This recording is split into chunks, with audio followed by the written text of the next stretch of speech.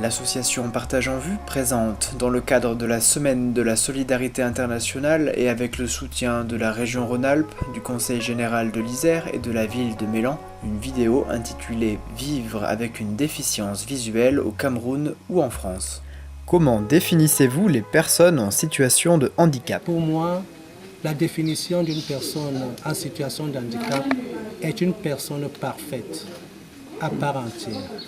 Les personnes en situation de handicap sont des personnes porteuses de capacités, des personnes qui vivent et rêvent le plus naturellement possible, comme toute personne. Si on était dans une société où des gens marchent plutôt avec les mains, on considérerait que des personnes qui marchent avec les pieds sont des personnes handicapées. Mais si tout le monde marche avec deux pieds, à partir du moment où une personne marche avec un pied, on considère qu'elle est une personne handicapée parce qu'elle est différente d'autres personnes. Donc je les définirais plus simplement comme des personnes différentes. Comment vivez-vous le handicap au quotidien ? J'essaye de vivre avec parce que je ne suis pas sûre qu'on puisse l'accepter complètement un jour. Disons que je suis handicapé de vue à 100%. J'ai été réhabilité et je vis, je sens, je fais tout comme un aveugle. Le matin, il faut se lever.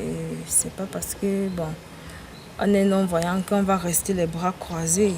Je vais au champ avec la maman. Ce n'est vraiment pas facile. Pour moi, ce n'est même pas du tout facile que j'accepte encore aujourd'hui que je suis non-voyante. Mais avec le temps, je suis en train de surmonter cela. Je cherche à dominer cet handicap. Te sens-tu gêné par le regard des autres quand tu utilises ta canne blanche ou dans d'autres situations ?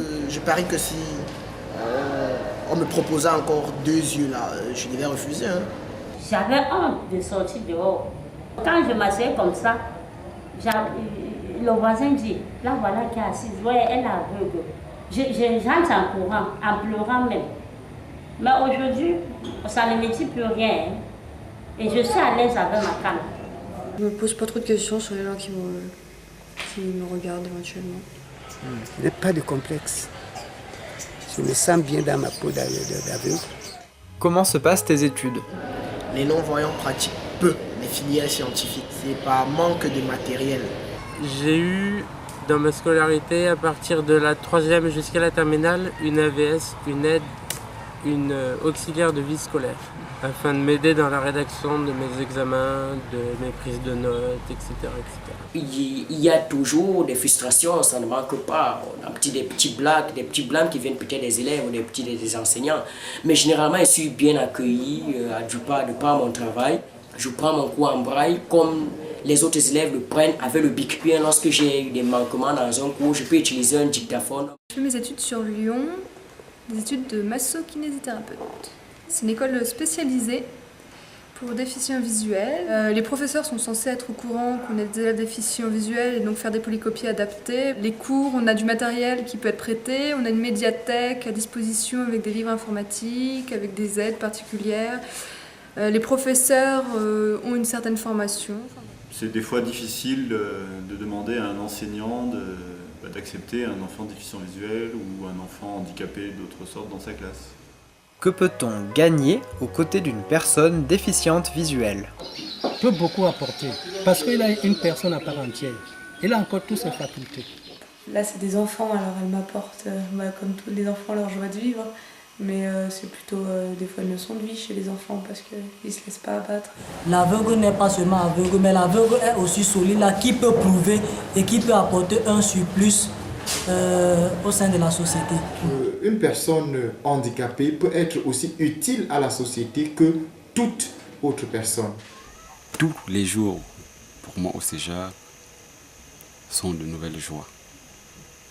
Car la plus grande joie que je partage dans ma vie, c'est d'être avec mes enfants aveugles, comme je les appelle. Une journée sans eux, je me sens très mal. De l'amour, de l'affection, c'est tout ce qu'on peut gagner.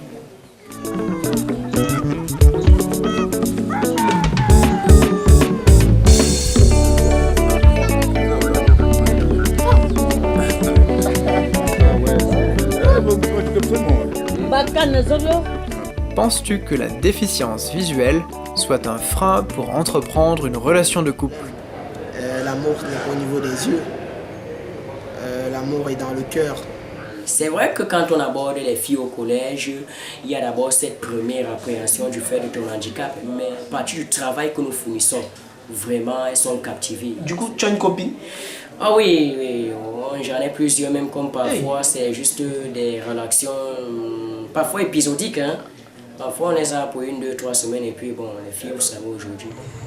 S'il y a de l'amour, bon, je me marie. Je ne vois pas pourquoi je ne vois pas pourquoi ça poserait problème. La personne qui a fait changer ma vie s'appelle Anouk. Je l'ai connue pendant mes études de kiné. Et elle est non-voyante. Et ça ne nous gêne pas du tout. La première fois que tu as rencontré une personne déficiente visuelle, c'était comment? C'était drôle, bizarre. Du moins, c'était toute petite en fait. Et puis je me disais, c'est contagieux parce que j'ai grandi dans une petite cité où il y avait un malvoyant en fait, un déficient visuel, un aveugle carrément. Du coup, il avait les yeux tout blancs. Et puis c'était effrayant. Du coup, on se disait, si on l'approche, on sera pareil. Je crois que ça s'est passé de la manière le plus naturelle possible. À vrai dire, je m'en souviens pas. J'ai commencé à voir les déficients visuels il y a très longtemps. Mais là, étant tout petit, inconscient, on prenait le temps de se moquer un peu d'eux. Oh, il est aveugle. Et maintenant? Si moi aussi, mon œil venait à se percer, j'aurais certainement besoin de quelqu'un. Et tout de suite, j'ai cessé de les considérer comme étant des personnes secondaires. Nous sommes tous à un pas du handicap. Comment imagines-tu ta situation familiale et ta situation professionnelle plus tard? Alors j'imagine vivre dans une grande ville, type Lyon, pas très loin du lieu de travail. Bon, je pense que c'est une très grande joie dans la famille si déjà un handicapé visuel apporte un soutien, n'importe quel soutien auprès de sa famille. Et non seulement c'est une joie, c'est aussi un miracle. Mariée avec 2 enfants, ce serait bien. Professionnel, toujours à la mairie de Grenoble. Je pense toujours dans le même service, ou peut-être un autre, je sais pas. J'aimerais être le pilier de ma famille. Moi, j'ai envie de donner mon aide à ceux qui en ont besoin. Des personnes en situation de handicap comme moi, des personnes en détresse, des orphelins. J'ai envie de participer à leur épanouissement. J'espère avoir une vie un peu dynamique, où j'arrive à concilier une vie familiale, une vie professionnelle et une vie de loisirs, avec voir mes amis, ma famille, rester très proche de ma famille, qui est important pour moi, mais de mes amis également. Moi, j'aimerais faire droit, être une magistrate, parce que les injustices de ce monde me tapent trop dans le système. J'espère me marier, je pense, fonder une famille. Si on te pose la question, quel est ton rêve le plus fou? Quel est ton rêve le plus fort? Qu'est-ce que tu répondrais aujourd'hui? Mon vœu vraiment le plus cher, c'est de voir la situation vraiment des personnes handicapées connaître un retournement de veste, vraiment qu'elle change. Ici au Cameroun, elle est alarmiste. C'est un quotidien fait de parcours de combattant. Mon devoir et ce que moi je souhaite faire, c'est de prouver dans le département de la Sanaga que si on est aveugle, on n'est pas fou. Qu'ils puissent tous trouver un travail pour pouvoir vivre, non, qui leur permettra de vivre. Qu'ils ne soient plus considérés comme des sous-hommes dans la société, parce qu'il y a beaucoup de personnes qui considèrent les aveugles comme des personnes à part. Moi, mon rêve serait qu'ils soient reconnus par la société. Qu'il y ait un miracle un jour pour que vraiment, peut-être un matin, que tous les aveugles retrouvent leur vue.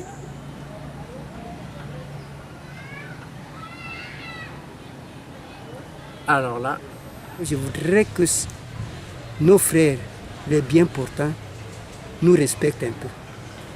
Sache que nous sommes des hommes de valeur. Retrouver de la vue. Mon rêve le plus fou, moi, ici à Kribi, c'est que les non-voyants puissent travailler à leur guise. C'est de me rendre heureux d'abord. Quand je dis heureux, moi-même, c'est de me marier, fonder ma famille, avoir un boulot et satisfaire enfin tout le monde qui aura besoin de mes services. Peut-être retrouver la vie un jour. Bon, je sais pas si c'est réalisable. Mon rêve le plus fou, c'est de voir tous les hommes avec grand H, tous les hommes s'aimer, c'est-à-dire s'unir, s'entendre. J'aimerais voir ça, cet amour-là entre les hommes et cette unité, cette entente. Ouais, moi, ça, c'est mon rêve.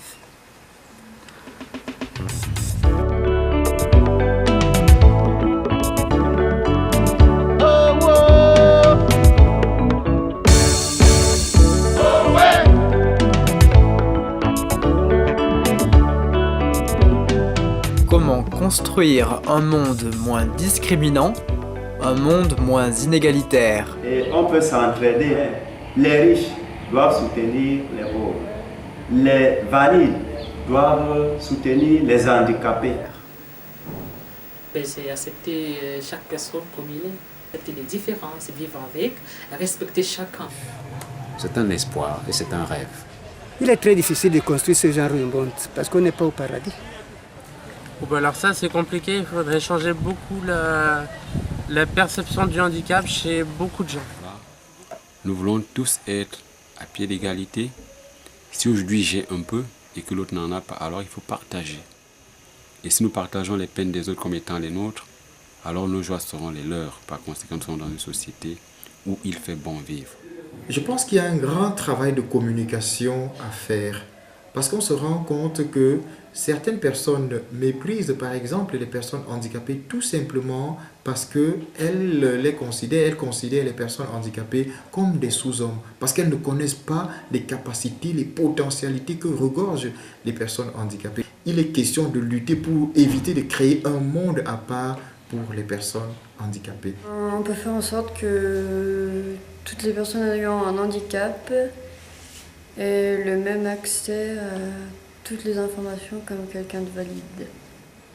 Pour construire ce genre de monde, vraiment, moi je ne peux que parler de la solidarité. Pour qu'il naisse la solidarité, il faut quoi? Il faut l'amour entre cette famille-là qui vit déjà sous un même toit, entre des amis, moi